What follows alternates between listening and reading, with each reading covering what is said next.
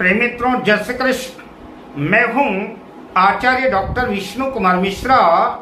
काल निर्णय पर आपका बहुत बहुत स्वागत करता हूं। आज हम इस स्पेशल एपिसोड पर चर्चा करेंगे रत्नों को खरीदने से पहले किन किन सावधानियों को रखना आवश्यक है, किन किन बातों का ख्याल रखना चाहिए ताकि पछताना न पड़े और हमको सही अनुकूल रत्न मिल सके। पर विषय क्रम में प्रवेश करूं उससे पहले आपसे आग्रह, अगर आपने अभी तक हमारे इस चैनल को सब्सक्राइब नहीं किया है तो प्लीज चैनल को सब्सक्राइब करें, साथ ही नोटिफिकेशन बेल को भी प्रेस कर लें। अगर आप अपनी या अपनों की जन्म कुंडली का बृहद प्रेडिक्शन कराना चाहते हैं, विश्लेषण कराना चाहते हैं, या कि किसी भी किस्म का ज्योतिषी परामर्श हमसे प्राप्त करना चाहते हैं, या कि उत्तम क्वालिटी के रियल राशि रत्न आदि प्राप्त करना चाहते हैं, तो आप स्क्रीन पर फ्लैश हो रहे नंबरों पर हमसे संपर्क कर सकते हैं। अगर रत्न आप शौकिया दृष्टि से खरीद रहे हैं, आभूषण आदि की दृष्टि से खरीद रहे हैं, रत्न को आप सौंदर्य की दृष्टि से देख रहे हैं, चाहे जेम्स स्टोन ट्रीटेड हो या अनट्रीटेड हो, आपकी आंखों को अच्छा लगा, आपने पसंद किया, जेम्स स्टोन आपको पसंद आ गया, आपकी पॉकेट अलाउ करती है, आपका बजट है, तो निश्चित रूप से आप उस रत्न को लेने के लिए स्वतंत्र हैं। उस संदर्भ में हमारी किसी भी किस्म की कोई एडवाइस नहीं है। पर इसके बावजूद भी मेरी सलाह है कि रत्न अत्यंत कीमती हैं और निश्चित रूप से रत्नों का संबंध हमारी जीवन धारा से जुड़ा हुआ है। रत्न एक चिकित्सा है, मेडिकल एस्ट्रोलॉजिकल ट्रीटमेंट है, तो रत्नों का संबंध जीवन से जुड़ा हुआ है। ठीक इसी तरह से जैसे हम किसी एक अच्छे डॉक्टर से सलाह लेकर के एक अच्छी दवा का चयन करते हैं, तो निश्चित रूप से उस बीमारी के ठीक होने की संभावना बनती है। किंतु अगर हम गलत डॉक्टर के चक्कर में फंस गए, हम गलत दवाइयां हमको मिल गई, तो गलत दवाइयों की वजह से जहां पैसों का नुकसान तो होगा ही, पैसों के साथ साथ आपकी सेहत को भी नुकसान होगा, उसके साइड इफेक्ट को भी भुगतना पड़ेगा। अतः आर्थिक और सेहत की दृष्टिकोण से गलत दवाइयों का चयन नुकसानदेह साबित हो सकता है। ठीक इसी तरह से रत्न खरीदने से पहले यह जानकारी होना चाहिए कि आपको कौन सा रत्न खरीदना है और वह रत्न कितने कैरेट का खरीदना है, कितने रत्ती का खरीदना है। और यह जानकारी आपको मिलेगी कहां से? तो किसी एक अच्छे ज्योतिषी के पास जाने से ही, किसी एक अच्छे एस्ट्रोलॉजर से ही आपको ये परामर्श, ये सलाह मिल सकेगी कि आपको कौन सा रत्न धारण करना उचित रहेगा, आपके लिए फायदेमंद रहेगा, और कितने ग्राम का, कितने रत्ती का, कितने कैरेट का रत्न धारण करना चाहिए। अक्सर कई बार हम गलती कर जाते हैं, किसी बाबा से, किसी फकीर से, किसी मंदिर के पुजारी से किसी रत्न की या कि किसी ज्योतिषी सलाह लेने चले जाते हैं, कुंडली दिखाने चले जाते हैं। मेरा कहने का अभिप्राय बिल्कुल कतई ऐसा नहीं है कि मंदिर में बैठा हुआ पुजारी या कि कोई बाबा या कोई फकीर, किसी फकीर को ज्योतिष की जानकारी नहीं होती। पर मैंने अक्सर समाज में ऐसा देखा है और उन पुजारियों को भी देखा है, उन फकीरों को भी देखा है जिनको कुछ भी नहीं आता, लेकिन वो भी कहीं बता देते हैं कि शनि की 7.5 चल रही है, तुम्हारे साथ ऐसा हो रहा है, तुम ऐसा कर लो। वो गुमराह करने का प्रयास करते हैं। अगर वो मंदिर का पुजारी और वो अच्छे विद्वान हैं, ज्योतिष के मर्मज्ञ हैं, उनका अपना ज्ञान है, तो निश्चित रूप से जाना चाहिए, उनसे परामर्श लेनी चाहिए, सलाह लेनी चाहिए।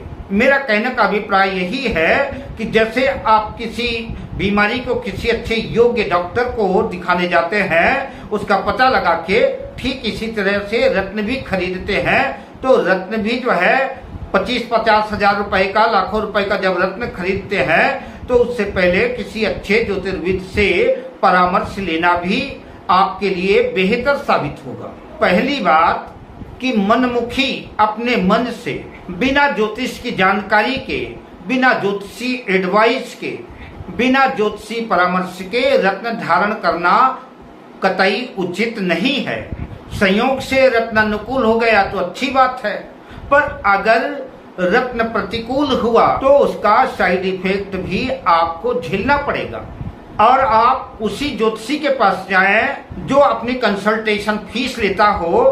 फ्री के चक्कर में बिल्कुल मत जाएं। फ्री के चक्कर में संभव है कि आप धोखा खा सकते हैं। फ्री की सलाह वही देते हैं कि आपको फ्री की सलाह दे करके, घुमा फिरा करके, आपके माइंड को बास करके आपको अच्छा खासा चूना लगा सके। अतः मैं अपने अनुभव से यही कह सकता हूँ कि फीस बचाने के चक्कर में आप जो है धोखा खा सकते हैं, और धोखा किसी भी तरह का हो सकता है। पहली बात आपको ये पता होनी चाहिए कि आपको माणिक्य, मोती, मूंगा, पन्ना, पुखराज, नीलम, डायमंड, कौन सा रत्न चाहिए, कौन सा रत्न आपके लिए अनुकूल है और कितने कैरेट का चाहिए, कितने रत्ती का चाहिए, ये जानकारी होना चाहिए। और ये जानकारी आपको कोई योग्य ज्योतिषी ही दे पाएगा।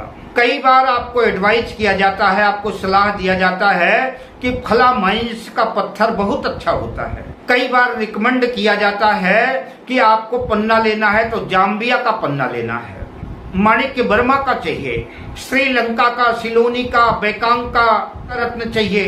पर मैं आपको ये बताना चाहूंगा कि समय के साथ साथ दुनिया एडवांस होती जा रही है, अपडेट होती जा रही है।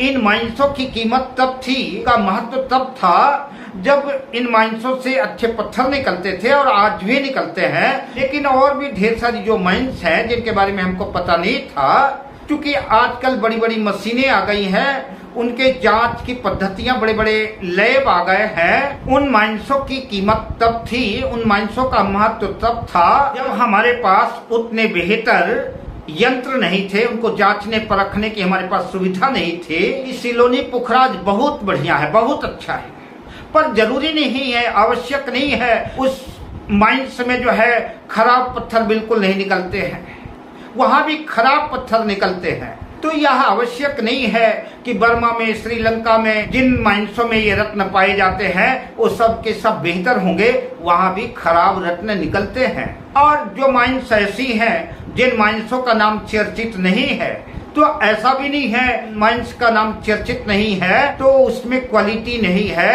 उसमें गुणवत्ता नहीं है, उसमें अच्छे किस्म के जेमस्टोन नहीं पाए जाते, ऐसा बिल्कुल नहीं है। सभी माइंस में अच्छे और खराब पत्थर निकल सकते हैं, अच्छे खराब जेमस्टोन निकल सकते हैं। मेरा कहने का अभिप्राय यह है कि माइंस के नाम पर उन रत्नों की कीमत कई गुना बढ़ जाती है। तो आपका मतलब माइंस नहीं बल्कि उत्तम क्वालिटी का बेहतर रत्न होना चाहिए। उस रत्न की गुणवत्ता होनी चाहिए, वो चाहे जिस माइंस का हो। सबसे बड़ी बात यह है कि जब भी कोई आप रत्न खरीदें तो लैब का सर्टिफिकेट जरूर मांगे। एक बात का और भी ध्यान रखें कि हमारे देश में फेक सर्टिफिकेट का भी बड़ा प्रचलन है। हर एक जेमस्टोन में विजिटिंग कार्ड साइज का सर्टिफिकेट लगा रहता है, तो फेक सर्टिफिकेट का भी बड़ा प्रचलन है। इसमें हम आगे चर्चा आपसे करेंगे। पर आपको हम ये भी बताएं कि जब भी कोई ज्योतिषी आपको रत्न एडवाइज करता है तो रत्न से पहले सवा शब्द जोड़ देता है कि 5.25 रत्ती का चाहिए, 3.25 रत्ती का चाहिए, 7.25 रत्ती का चाहिए। तो कोई भी अंक से पहले सवा शब्द जुड़ जाता है। उसका आधार सिर्फ इतना ही है कि सवा शब्द जोड़ देने से जो है उसमें शुभता का प्रभाव मान्यता के अनुसार ज्यादा बढ़ जाता है।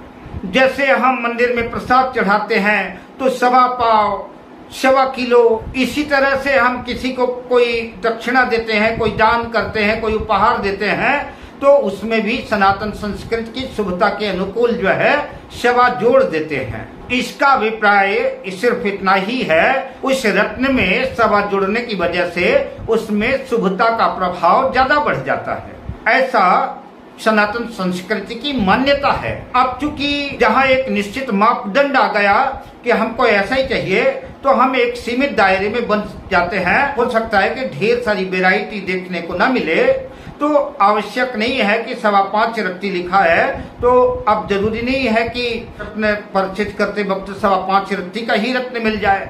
6 रत्ती का भी मिल सकता है, 7 रत्ती का भी मिल सकता है, और बेहतर क्वालिटी और अच्छी क्वालिटी देखने को मिल सकती है। अपने मापदंड को संकुचित ना करें, जितना एडवाइज किया गया है उससे ज्यादा लेने से भी और अधिक लाभ होगा और आपके पास एक बहुत ढेर सारी वैरायटी भी देखने को मिल जाएगी। प्रायः ज्योतिषी रत्न रत्ती में लिखते हैं, लेकिन जो व्यापारिक लेन देन होता है, जब एक व्यापारी दूसरे व्यापारी को रत्न देता है तो कैरेट में मापदंड लिखा जाता है और सर्टिफिकेट में भी जो उसकी वैल्यूएशन लिखी जाती है वो जो है रत्ती में नहीं लिखी जाती, वो कैरेट में ही मेंशन रहती है। इससे पहले मैं चर्चा कर रहा था फेक सर्टिफिकेट की, कि फेक सर्टिफिकेट का भी जो है भारतीय बाजार में खूब प्रचलन है।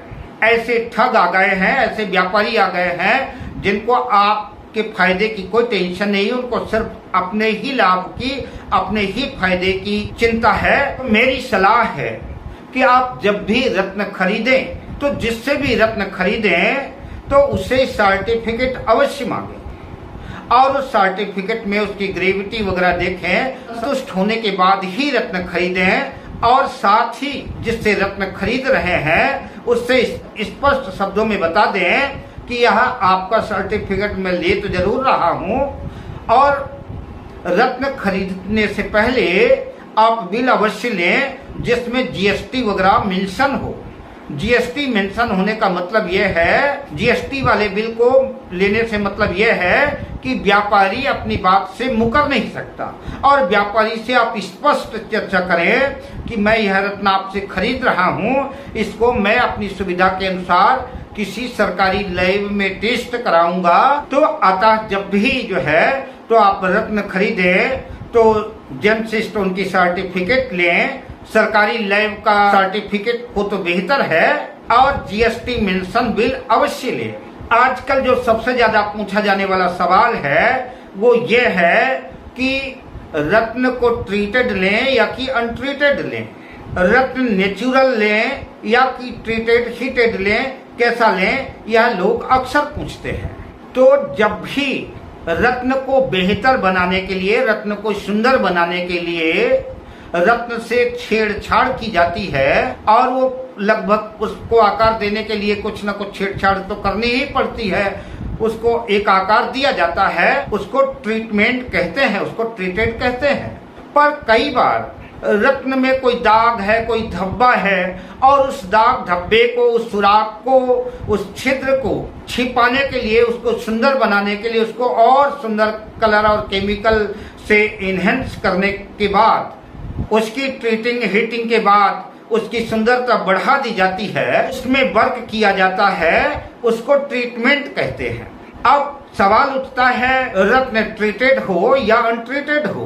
तो रत्न पहनने वालों के भी दो तरह के लोग होते हैं। एक लोग तो शौकिया होते हैं कि वो जो शौक बस रत्न धारण करते हैं, तो ठीक है, जो शौकिया दृष्टिकोण से रत्न धारण करना चाहते हैं, पहनना चाहते हैं, उनके लिए कोई मनाही ही नहीं है। निश्चित रूप से आप ट्रीटेड या अनट्रीटेड कोई भी रत्न ले सकते हैं। लेकिन जो लोग एस्ट्रोलॉजिकल ज्योतिषीय सलाह के अनुसार पर, एस्ट्रोलॉजिकल एडवाइस के अनुसार रत्न खरीद रहे हैं, वो रत्न खरीद रहे हैं अपनी ग्रह दशा, अंतर्दशा, कुंडली के ग्रहों को ठीक करने के लिए। कुंडली में जो विघ्न बाधाएं आ रही हैं, उन विघ्न बाधाओं को समाप्त करने के लिए जो है वो रत्न खरीद रहे हैं। उनकी समस्या का समाधान तो तभी निकलेगा जब वो नेचुरल सही रत्न का इस्तेमाल करें। दाग धब्बे वाले, कटे फटे, दोषपूर्ण जेम्स स्टोन रत्न जो ज्योतिषीय दृष्टिकोण से उपयुक्त नहीं माने जाते और जिन जेम्स स्टोन को और सुंदर बनाने के लिए या कि उसके दाग धब्बों को छिपाने के लिए उसके दोष को छिपा लिया गया है, वह आपके लिए उपयुक्त नहीं है। जो जेम्स स्टोन होने चाहिए वो अनट्रीटेड होना चाहिए, नेचुरल होना चाहिए। हालांकि ट्रीटमेंट की दृष्टि से बोले तो कटाई छटाई और उनका भी होता है, कलर उनमें भी किया जाता है, लेकिन ऐसे रत्न लेने चाहिए जिसमें हीटिंग वगैरह न किया गया हो, वो आपके लिए ज्यादा अनुकूल और बेनिफिट देने वाले होंगे और आपके कार्य को सिद्ध करने वाले होंगे। एस्ट्रोलॉजिकल एडवाइस के अनुसार, ज्योतिषीय परामर्श के अनुसार आपको अनट्रीटेड नेचुरल रत्न ही खरीदना चाहिए।